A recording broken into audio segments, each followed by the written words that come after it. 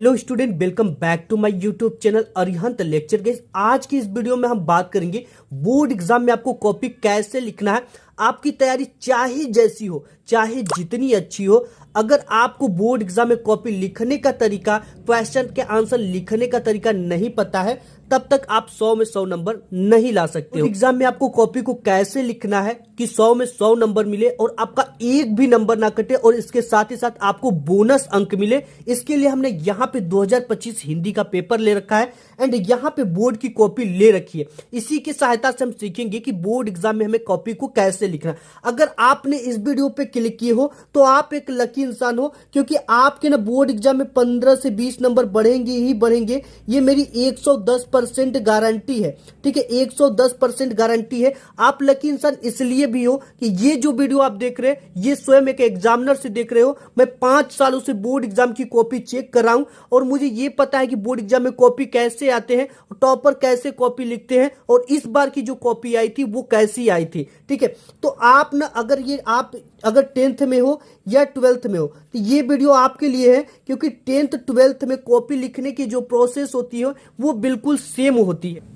तो आप अपना 20 से 25 मिनट निकालकर इस पूरे वीडियो को शुरू से लेकर अंत तक देख लेना। अगर आज की इस वीडियो को आप मिस कर दोगे तो कभी आप ये नहीं जान पाओगे कि बोर्ड एग्जाम में कॉपी लिखने का बेस्ट तरीका क्या होता है, बोर्ड एग्जाम में हमारे 15 से 20 नंबर कैसे बढ़ सकते हैं। तो इसलिए मैं कहूंगा इस वीडियो को शुरू से लेकर अंत तक जरूर देखना।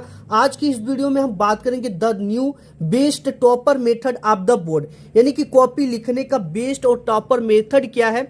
देखो, बोर्ड परीक्षा में आपको कॉपी कैसे लिखना है कि आपको 100 में 100 नंबर मिले, 100 में 100 नंबर मिले और एक भी नंबर आपके बोर्ड एग्जाम में ना कटे। इसके साथ ही साथ आपको बोनस अंक भी मिलेगा और यहाँ पे ऐसे लिखोगे तो 100% आपको मार्क्स मिलेगा। और बोर्ड एग्जाम में टॉपर ऐसे ही लिखते हैं कॉपी, क्योंकि अगर 55 लाख विद्यार्थी एग्जाम दे रहे हैं तो उसमें से केवल 100 से 200 लोग ही टॉपर बन पाते हैं। तो वो क्या मेथड यूज करते हैं, वो क्या ट्रिक यूज करते हैं, आज इस वीडियो में उसका खुलासा होगा।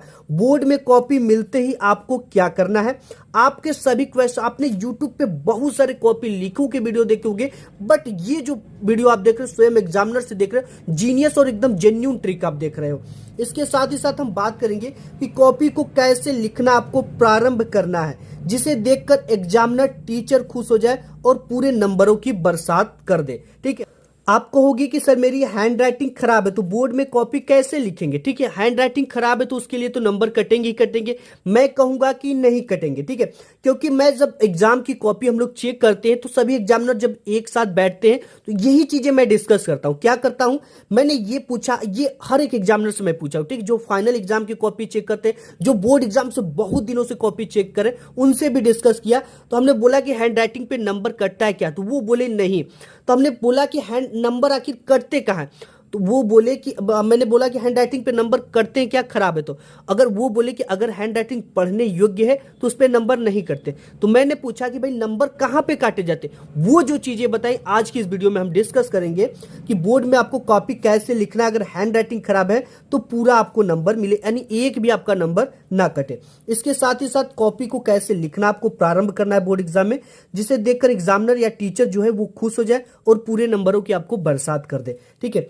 अगर देखो एक चीज मैं आप डिस्कस कर लो, अगर क्वेश्चन पेपर 70 या 100 मार्क्स का, ठीक है, दो चीजें दो कंडीशन में होती है, 70 मार्क्स का भी होता है और 100 मार्क्स का होता है।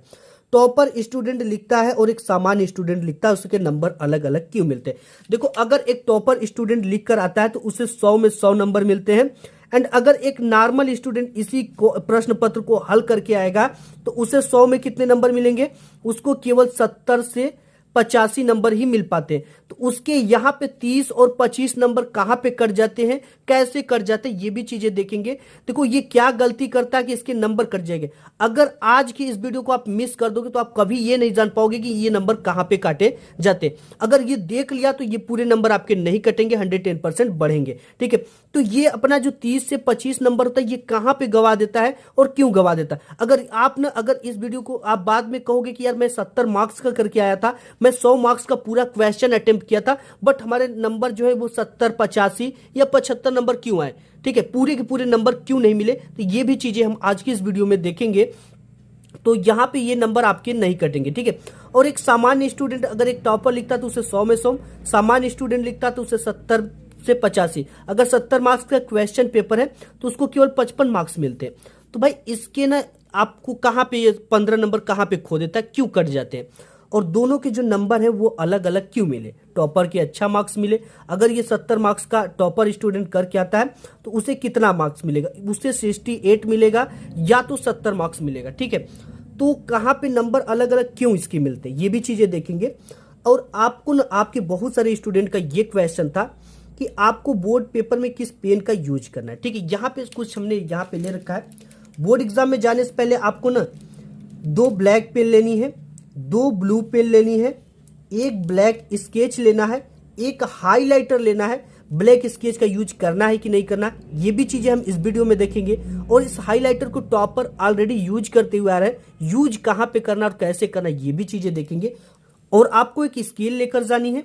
स्केल जो होता है ना, ये देखो स्केल जो है ये होता है आपका 30 सेमी का स्केल लेना है। और ये जो आपकी कॉपी होती है 20 सेमी होती है। अगर 15 सेमी वाला स्केल लोगे तो 2 बार में आपको पाई खींचना पड़ेगा, जिससे पाई टेढ़ी हो जाती है, ठीक है। तो 30 सेमी का स्केल ध्यान रखना।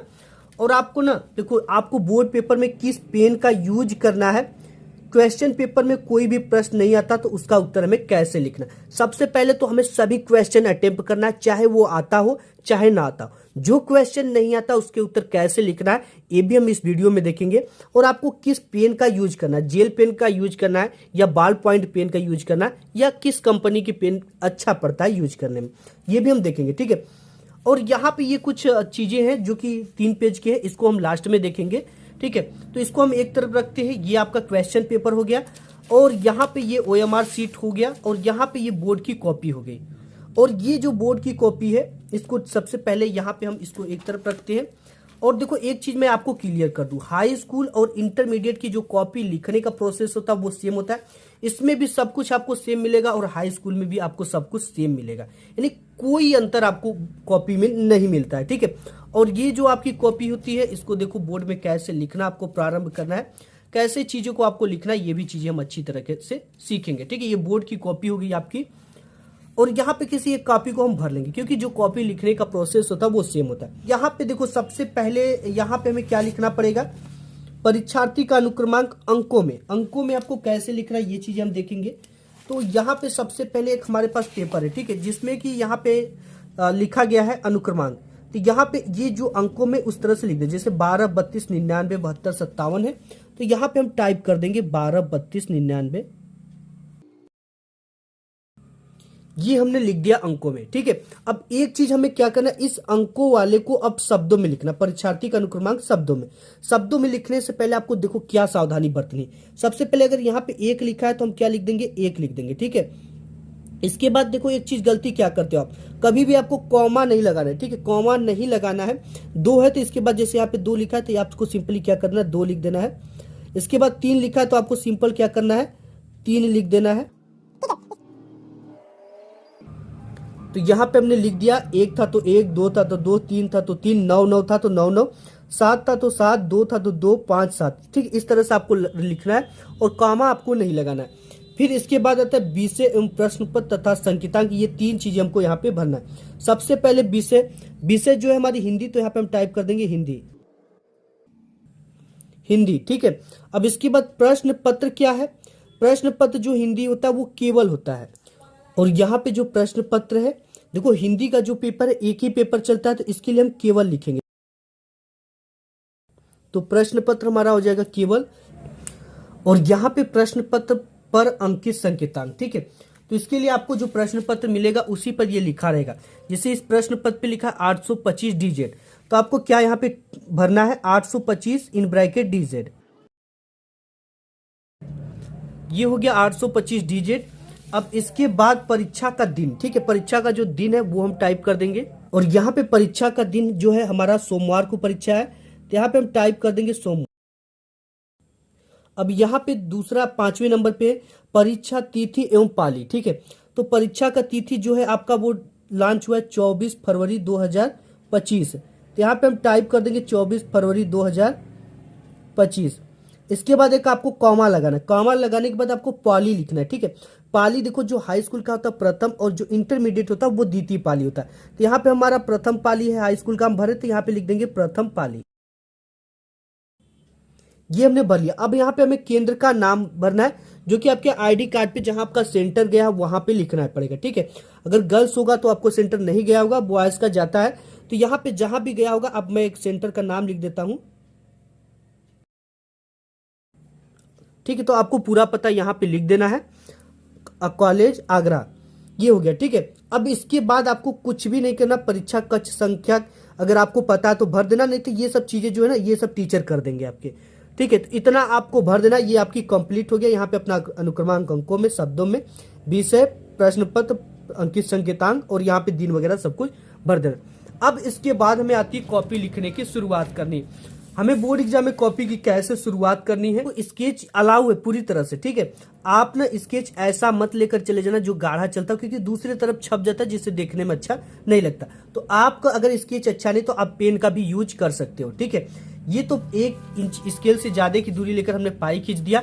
अब इसके बाद यहाँ पे मेन चीजें शुरू करनी है। सबसे पहला जो आपकी प्रश्न पत्र होता है, इसमें आपको बहुविकल्पी टाइप के क्वेश्चन देखने को मिलते हैं। ठीक है, तो अगर आप इंटरमीडिएट में हैं तो सबसे पहले ऊपर खंड और डालेंगे और यहाँ पे डालेंगे बहुविकल्पी टाइप के प्रश्न, और यहाँ पे पहला का डाल के पहले का जो सही होगा यहाँ पे ए डाल देंगे, दूसरे का बी। और ये हाई स्कूल में क्या है, हाई स्कूल में तो इसका OMR शीट पे लिखा जा रहा है।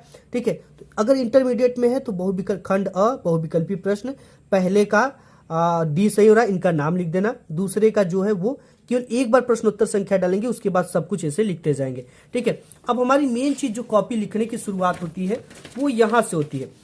देखो यहां से खंड ब वर्णनात्मक टाइप के प्रश्न, और यही हमारे नंबर कटते और बढ़ते हैं। ठीक है, यही पे हमारे नंबर कटते हैं। तो इसको शुरुआत कैसे करना है, सबसे पहले आपको खंड ब हम कर रहे हैं तो ऊपर इसके एकदम हेड पर हमें क्या लिखना पड़ेगा, खंड ब लिखना पड़ेगा। ठीक है, जैसे हम यहाँ पे टाइप लिख देते हैं खंड ब। अब इसके नीचे आपको स्केल से 2 पाई खींच लेना है। यहाँ पे हमने डाल दिया खंड ब, इसको एकदम बीच में डालना है आपको कॉपी के। अब इसके बाद खंड ब में किस टाइप के क्वेश्चन है, तो यहाँ पे खंड ब में किस टाइप के प्रश्न है, वर्णनात्मक प्रश्न है। तो हमें क्या करना पड़ेगा, यहाँ पे लिखना पड़ेगा वर्णनात्मक प्रश्न। इस तरह से आपको कर देना वर्णनात्मक प्रश्न लिखने के बाद। अब यहाँ से एक लाइन छोड़कर इसके नीचे हम डाल देंगे प्रश्नोत्तर संख्या।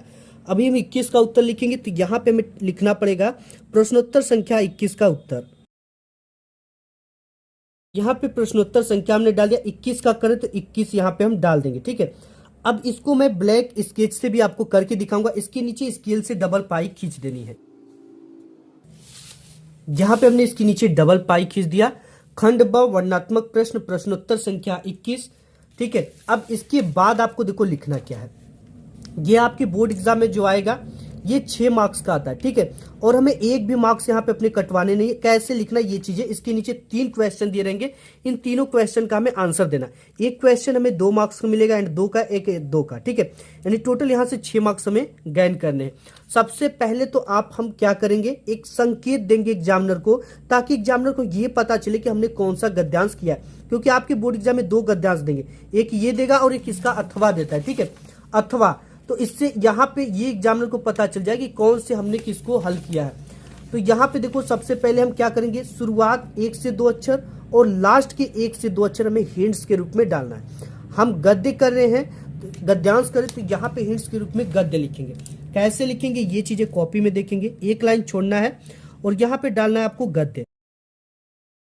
डालने के बाद आपको क्या करना है, हमने बताया शुरू के 1 से 2 अक्षर, जैसे यह एक नैतिक, इसका 1 से 2 अक्षर हो गया और लास्ट का आवश्यक हो गया है। ठीक है, तो यहां पे हम लिखेंगे यह एक नैतिक, यहां पे हो गया यह एक नैतिक। इसके बाद आपको लगाना है डैश डैश,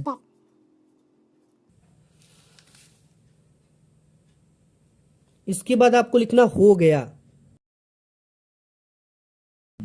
देखो इसका लास्ट अक्षर यही है, हो गया है, तो यहां पे हम लिख देंगे हो गया है। ये हो गया। ठीक है, ये हमारा गद्य हो गया।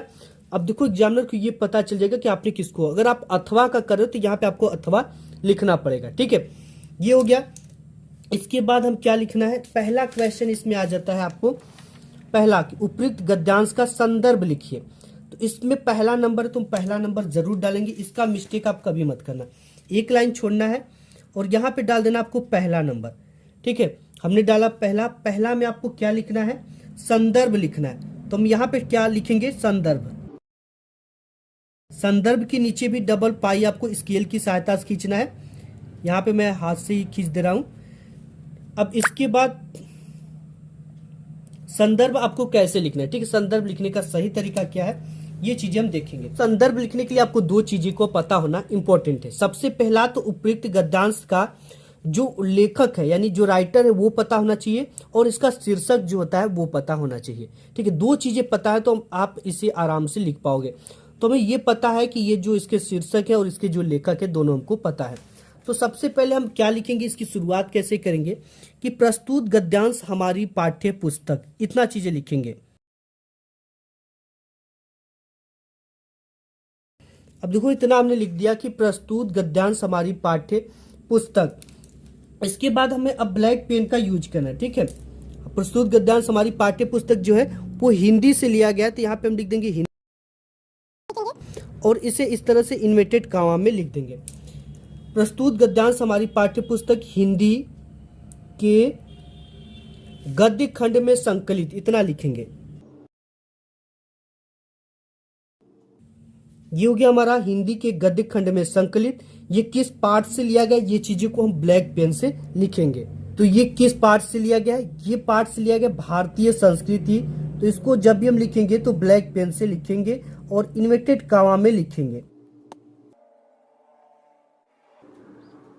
तो ये शीर्षक को हमने लिख दिया ब्लैक पेन से, भारतीय संस्कृति, और इसे इन्वर्टेड कॉमा में लिखेंगे। भारतीय गद्य खंड में संकलित भारतीय संस्कृति नामक पाठ से लिया गया है। इतना हो गया, नामक पाठ से लिया गया। और इस पाठ के लेखक, ठीक है, आप ये लिखोगे इस पाठ के लेखक या रचयिता दोनों लिख सकते हो। तो हम लिखेंगे इस पाठ के लेखक, इस पाठ के लेखक को हम ब्लैक पेन से लिखेंगे। तो इस पाठ के जो लेखक है वो डॉक्टर राजेंद्र प्रसाद जी हैं। तो हम यहां पे लिखेंगे डॉक्टर, इन्हें भी ब्लैक पेन से और इन्वर्टेड कॉमा में लिखना है। यहां पर भी इन्वर्टेड कॉमा को क्या करना है, बंद कर देना है। अब इसके बाद जी है, लिख देंगे यहाँ पे राजेंद्र प्रसाद जी हैं। अब यहाँ पे इतना ऐसे लिख कर आओगे तो आपका 2 नंबर पक्का हो गया। अब 2 नंबर के लिए हमें क्या करना है, दूसरा नंबर देखो यहाँ पे दूसरा नंबर है कि रेखांकित अंश की व्याख्या कीजिए। अब व्याख्या किसकी करनी है, ये इंपॉर्टेंट है। देखो यहां से लेकर यहां तक रेखा के नीचे एक लाइन खींचा गया, एक रेखा खींचा गया इस तरह का, इसका व्याख्या हमें अपने शब्दों में करना होता है।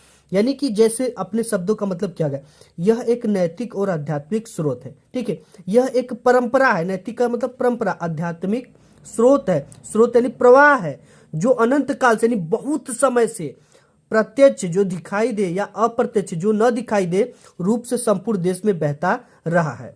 ठीक, इस तरह से नहीं, थोड़ा सा अपने शब्दों में बनाकर लिख दो। अगर नहीं आता तो आप इसको बिल्कुल भी उतार देना।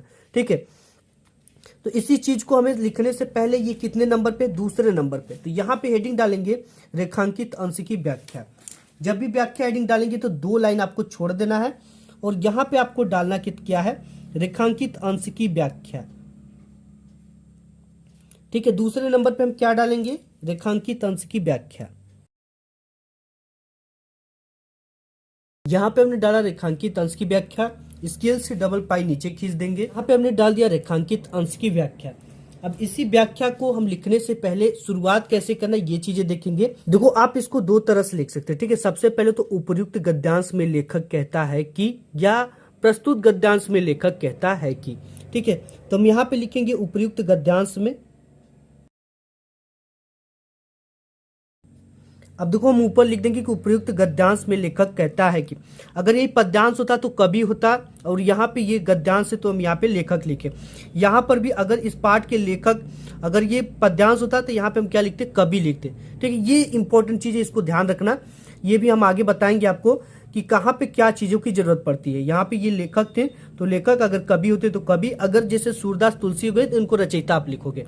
उपयुक्त गद्यांश में लेखक कहता है कि, इसके बाद आपको इसी का अनुवाद हिंदी में पूरा यहाँ पे भर देना। ठीक है, कैसे लिखना ये चीजें मैं लिख लेता हूँ। यहाँ पे देखो इस तरह से पूरी फाइनल हमारी कॉपी लिखा गई है। खंड ब भी हमने डाल दिया। यहाँ पे मैंने स्केच का यूज किया था। ठीक है, अगले में क्या किया था, ब्लैक पेन का किया था। खंड ब वर्णनात्मक प्रश्न, प्रश्नोत्तर संख्या, गद्य के लिए ये किया, संदर्भ इस तरह से लिख दिया। रेखांकित अंश की पूरा की प्रस्तुत पंक्ति में लेखक कहता है कि हमारे देश में प्राचीन काल से ही नैतिक आध्यात्मिक स्रोत प्रवाहित होता आया है।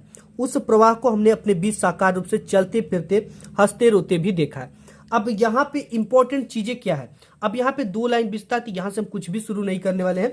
यहाँ पे तीसरा क्वेश्चन है कि हमें अमृत की याद दिलाकर किसने हमारे मृत शरीर में नए प्राण फूके हैं। तो इस क्वेश्चन का आंसर आपको इसी में से ढूंढना पड़ता है। नैतिक और आध्यात्मिक स्रोत है जिसके द्वारा हमें जिन्होंने हमें अमृत की याद दिलाकर हमारे मृत शरीर में नए प्राण फूके। इसको कैसे लिखना है, इसको जब भी आपको लिखना है तो नेक्स्ट पेज से लिखना है। देखो हमने नेक्स्ट पेज पर आ चुका है और तीसरा नंबर डालेंगे, नैतिक एवं आध्यात्मिक स्रोतों द्वारा ही मृत शरीर में नए प्राण का संचार हुआ है। अब देखो इसके बाद अगर क्वेश्चन आपका कौन सा आ जाता है, 22 नंबर आ जाता है। ठीक है, जब भी हम 22 नंबर क्वेश्चन को हल करेंगे तो 3 से 4 लाइन को हमें छोड़ना है। ठीक है, कितने लाइन को, देखो 1 2 3 इससे शुरुआत करना है। ठीक है, अब हमें प्रश्नोत्तर संख्या 22 डालना, तो यहाँ पे हम डालेंगे प्रश्नोत्तर संख्या 22। तो इसके देखो 3 से 4 लाइन का गैप करके ही आपको प्रश्नोत्तर संख्या 22 डालनी है।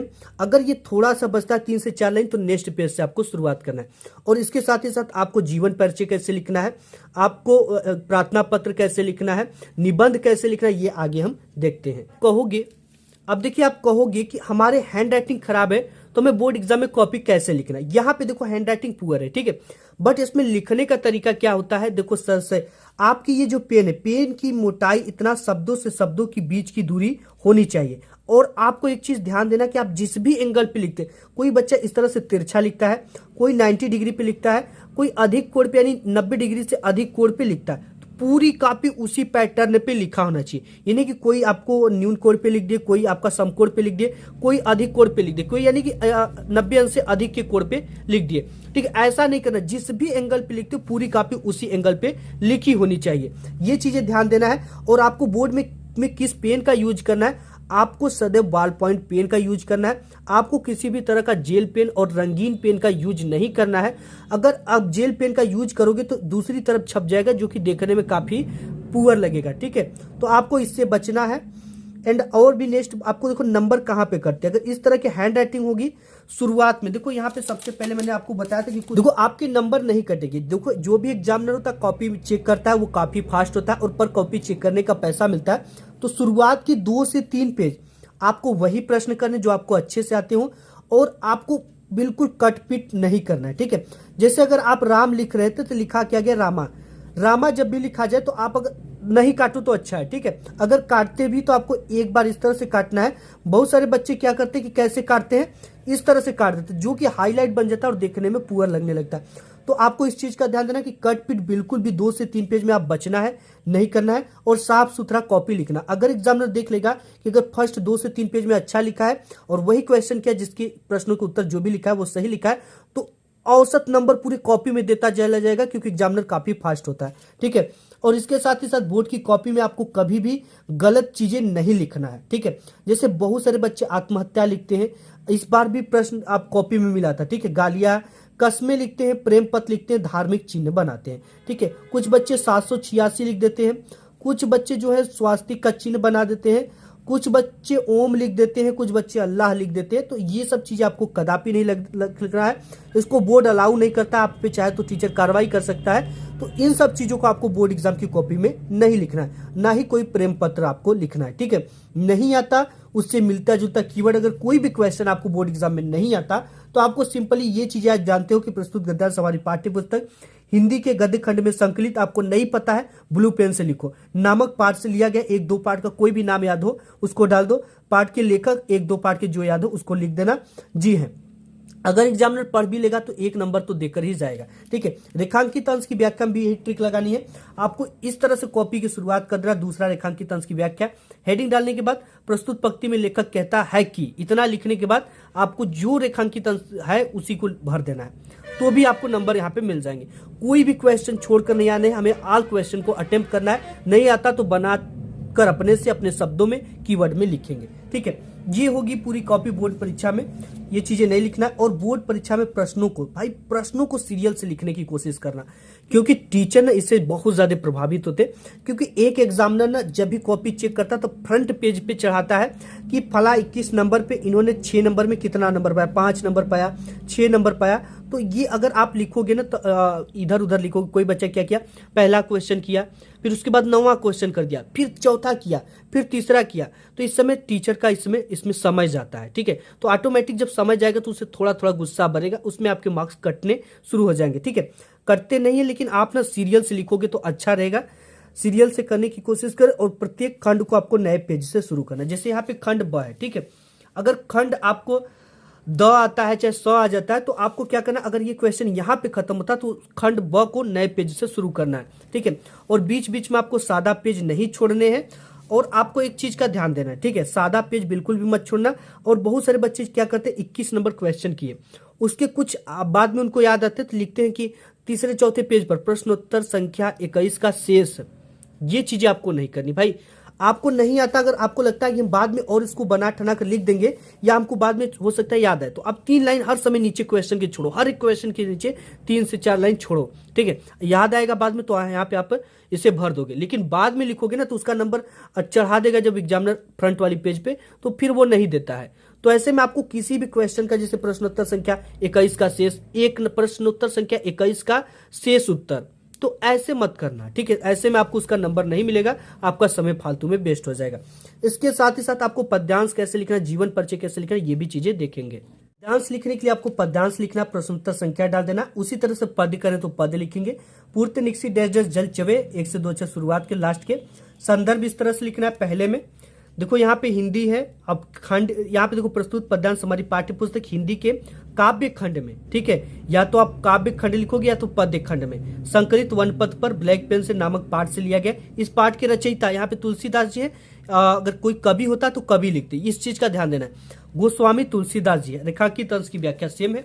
इसके बाद प्रश्नोत्तर संख्या 24 में आपको संस्कृत आपका श्लोक आता है। श्लोक का अर्थ लिखने के लिए आपको श्लोक यहाँ पे हेडिंग डालेंगे। संस्कृत पद्य होगा तो संस्कृत पद्य, संस्कृत गद्य होगा तो संस्कृत गद्य यहाँ पे डालेंगे। ठीक, जैसे यहाँ पे डाला गया है, सिंपल आपको इस तरह से लिखना है। ठीक है, नेक्स्ट 20 नंबर पे आपको आज, अब देखिए 26 नंबर पे आपको आता है लेखक परिचय। ठीक है, इस तरह से आपको आता है यह 26 का क। ठीक है, यहाँ पे आपको किसी कवि का या लेखक का 2 लोगों का जीवन परिचय देता है, जिसमें आपको 3+2 होता है। बहुत सारे बच्चे का 3 नंबर ही आता है, 2 नंबर नहीं आ पाता। वो गलती क्या करते हैं, लिखने का तरीका क्या होता है। जैसे यहाँ पे हमने देखो लेखक परिचय आपको सबसे पहले डालकर यहाँ पे स्केल से डबल पाई खींच लेनी। ठीक है, प्रश्नोत्तर संख्या 26, लेखक जिस भी लेखक का लिख रहे हो वहां पे इसकी हेडिंग रहनी चाहिए जयशंकर प्रसाद। जीवन परिचय हेडिंग डालकर एक बॉक्स बनाना जिसमें उनका संक्षिप्त परिचय लिखना, जैसे नाम, जन्म स्थान, पिता का नाम, माता का नाम, रचनाएं, मृत्यु, इतनी चीजें डालना। ठीक है, और यहाँ पे देखो हाइलाइटर का यूज करना में। जयशंकर प्रसाद का जन्म काशी के एक प्रतिष्ठित वैश्य परिवार में सन 1889 ईस्वी को हुआ था। ठीक है, कोई 90 मानता है, कोई 89। तो यहाँ पे इस चीज को हम क्या करेंगे, हाईलाइट करेंगे। ठीक है, देखने में अच्छा लगता है, हाईलाइट करते हैं। और कोटेशन डालते जैसे निबंध में, उसे भी हाईलाइट करते हैं। ये पूरी तरह से अलाउ है बोर्ड में। और इनके पिता का नाम देवी प्रसाद, इसे हाईलाइट किया गया, मुन्नी देवी। और इसे ब्लैक पेन से इनकी प्रमुख रचनाएं हैं, जैसे उनको ब्लैक पेन से लिखना है। ठीक है, इनकी मृत्यु को ब्लैक पेन से लिखना है। एंड इसके साथ ही साथ 3 नंबर यहाँ पे आपको मिलेंगे। अब 2 नंबर के लिए हमें क्या करना है, अब देखिए यहाँ पे 2 नंबर के लिए हमें जयशंकर प्रसाद की प्रमुख रचनाएं, क्योंकि रचनाएं का हमें कितना नंबर मिला, 2 नंबर मिला। महाकाव्य कामयानी, नाटक अजातशत्रु, चंद्रगुप्त, स्कंदगुप्त, राज्यश्री इत्यादि, उपन्यास कंकाल, तितली, इरावती, अपूर्ण इत्यादि। ठीक है, इस तरह से आपको लिखने हैं। यानी कि अगर जो जितनी भी रचनाएं, 2-3 रचनाएं पता, उनको आपको लिखना है यहाँ पे। ठीक है, इस तरह से पूरे नंबर मिलेंगे। और यहाँ पे देखिए आपको पत्र लेखन के लिए, ठीक है, आपका आता है पत्र लेखन, जो कि कितने मार्क्स के आते हैं। यहाँ पे पत्र लेखन आपके बोर्ड एग्जाम में 4 मार्क्स का आता है। ठीक है, 28 नंबर पे तो यहाँ पे डाल देना प्रश्न पत्र लेखन, ऊपर प्रश्नोत्तर संख्या, सेवा में इस तरह से कामा लगाना है। इसके बाद से यहाँ पे ये चीजें शुरू करना है। विषय जरूर डालना है, किस विषय पर आपको है। महोदय ब्लैक पेन से सेवा के जस्ट नीचे कामा लगाकर, इसके बाद पूरी प्रोसेस को लिखने के बाद यहाँ तक, और अतः आपसे ये नेक्स्ट लाइन से होगा, और जहां पे ये खत्म होगा वहीं से ये शुरू होगा। अब आपका आज्ञाकारी से क ख ग घ नाम नहीं लिखना बोर्ड एग्जाम में। धन्यवाद और दिनांक यहाँ पे डाल देना है। ठीक है, इस तरह से आपको ये लिखना है। जब भी हम निबंध लेखन करेंगे तो ऊपर निबंध डाल देंगे, प्रश्नोत्तर संख्या डाल देंगे, जिस भी टॉपिक पे लिख रहा है उसका यहाँ पे हेडिंग होना चाहिए। रूपरेखा सबसे इंपॉर्टेंट है, इससे ये पता चलता है कि आपने इस इतने हेडिंग के अंतर्गत इस पूरे निबंध को कवर किया है। प्रस्तावना, प्रदूषण के प्रकार, ठीक है, ये चीजें आप देख लो, प्रस्तावना। और यहाँ पे देखो हाईलाइटर का यूज किया गया। आपने जब भी आप कोई ये लिखो निबंध, तो वहां पे आप क्या करो, एक कोटेशन डाल दो, ठीक है। जैसे कि पर्यावरण प्रदूषण एक काल है, चाहे कुछ भी, एक ब्लैक पेन से पहले कोटेशन डाल दो, उसके बाद ये सब चीजें लिखो। इससे एग्जामिनर काफी ज्यादा प्रभावित होता है। और जब भी कोटेशन डाला तो इतने लाइन के इतने दूरी पर करना, जैसे यहाँ पे कुछ डाल दिया, फिर उसके नीचे ये चीजें, ठीक है, नहीं कि पूरी लाइन यहाँ पे ले, इतना और इतना, इसके बाद ये सब चीजें लिखो। और यहाँ पे जैसे ब्लैक पेन से लिखा प्रदूषण का अर्थ, ठीक है, अपने आसपास का वातावरण दूषित हो जाना, पर्यावरण प्रदूषित, इसकी परिभाषा है, जिसे ब्लैक पेन से इन्वर्टेड कामों में और इससे हाईलाइट करके लिखना है, ठीक है। इससे एग्जामिनर काफी ज्यादा प्रभावित होता है। तो इस तरह से आपको पूरी कॉपी लिख कर आना है। आज की इस वीडियो में बस इतना ही, मिलूंगा एक नेक्स्ट वीडियो में, तब तक के लिए धन्यवाद।